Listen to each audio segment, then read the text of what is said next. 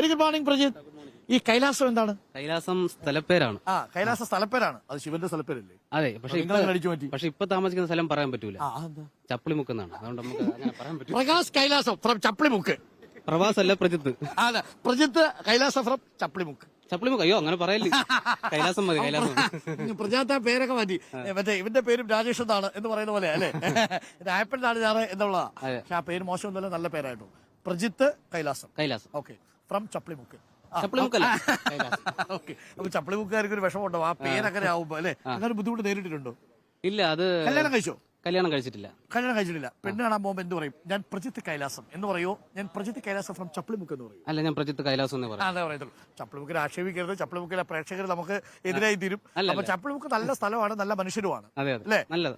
അപ്പൊ ശരി, എന്താണ് പ്രധാന ഐറ്റം? ചേട്ടാ, ഞാൻ കൂടുതലും മിമിക്രിയും നമ്മുടെ കോമഡി റീൽസും സംഭവങ്ങളൊക്കെയാണ് ചെയ്യുന്നത്. കൂടാതെ നമുക്ക് ഇങ്ങോട്ട് മാറി ഈ കലാരൂപങ്ങൾക്ക് നടക്കുകയും ഡബിംഗ് ആയിട്ട് ചൂടെയാണ്.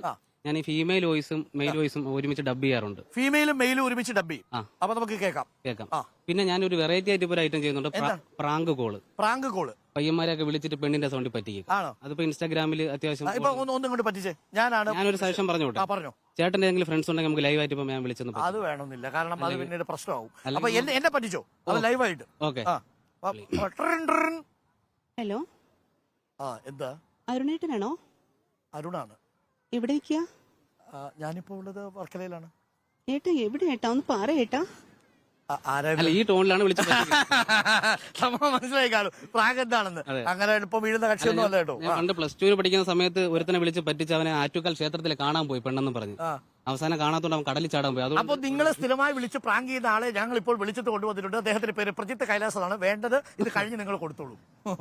അപ്പം വേറൊരു സന്തോഷ വാർത്ത പറയാനുള്ളത്, നമ്മുടെ മിമിക്രി എന്ന കലാരൂപം കേരള സംഗീത അക്കാദമി കലാരൂപമായി അംഗീകരിച്ചു. അത് നമ്മൾ മിമിക്രിക്കാർക്ക് വളരെ സന്തോഷമുള്ളൊരു കാര്യമാണ്. കേരളത്തിൽ ഒട്ടേറെ കലാകാരന്മാര് ഇത് വെച്ച് ഉപജീവനം കഴിക്കാൻ വരുന്നവരുണ്ട്. പക്ഷെ പലപ്പോഴും അവരുടെയൊക്കെ ജീവിതം പലപ്പോഴും ടെലിവിഷൻ സ്ക്രീനുകളിലും സിനിമകളിലേക്കും ഒക്കെയുള്ള അവരുടെ വളർച്ച നമ്മൾ കാണുന്നുണ്ട്. പക്ഷെ അതിലൊക്കെ വളരെ ന്യൂനപക്ഷമാണ്. ഭൂരിപക്ഷം ആൾക്കാരും മികച്ച കലാകാരന്മാർ ഇപ്പോഴും പുറത്തുണ്ട് അല്ലെ?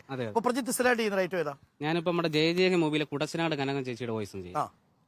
അപ്പൊ എന്റെ മോന് കിട്ടിയത് അടിയൊന്നും അല്ലേ? അനീനി കേക്കണം കേട്ടോ.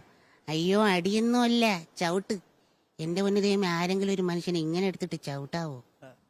അടിപൊളി, സൂപ്പർ ആയിട്ടുണ്ട്. ജയഹയിലെ ഏറ്റവും പ്രധാനപ്പെട്ട ക്യാരക്ടറുകൾ ഒന്നായിരുന്നു അല്ലെ? ഇനിയുള്ളതെന്ന് പറയുമ്പോൾ നവ്യ നായർ ഞാൻ കരയുന്ന സീൻ മറ്റേ നന്ദനത്തിലേക്ക് ചെയ്തിട്ടുണ്ട്. ഇപ്പൊ ഒരു താര തിരുമറിയാണ്. നമ്മുടെ മമ്മൂക്കാടെ രാജമാണിക്യത്തിലെ ഡയലോഗ് ഈ നവ്യ നായർ പറഞ്ഞാൽ എങ്ങനെ ഉണ്ടാവും നോക്കാം. അടിപൊളി. ഒരു പാതിരാത്രി ഒരു മണിയറ വാതിൽ മുട്ടിയപ്പോഴാ ഈ ചോദ്യം ഞാൻ ആദ്യമായിട്ട് കേൾക്കണേ. നീ ആരാണ്? നിനക്ക് എന്തിനു വേണോന്ന്? ഞാൻ പറഞ്ഞു, എനിക്കെന്റെ അമ്മയെ കാണുമെന്ന്. അന്തിരാസ് കുന്തിരാസ് തള്ളേ, കലിപ്പ് തീരണില്ലല്ലോ. കേട്ടോണ്ടിരിപ്പുണ്ട് ലൈവില്. പരിചയപ്പെട്ടിട്ടുണ്ട്. ഏറ്റവും കൂടുതൽ കൈഡി കിട്ടിയ ഐറ്റം ഏതാ? പക്രുച്ചേട്ടന്റെ വോയിസ്. അതൊന്ന് കേൾക്കാം. അപ്പൊ പക്രുച്ചേട്ടൻ ലൈവായിട്ട് ഇവിടെ വന്നാൽ എങ്ങനെയാണ് സംസാരിക്കുന്നത്? എല്ലാവർക്കും എന്റെ ചെറിയ വലിയ നമസ്കാരം. ഒരുപാട് സന്തോഷം ഉണ്ടായിരുന്നേ. എന്നാ ഉണ്ട്? സുഖമാണ്. Okay dear. അപ്പോ ഇത് പക്രുച്ചേട്ടന്റെ ലൈവ്. ഇനി സിനിമയിൽ നിന്നുള്ളൊരു ഡയലോഗ്.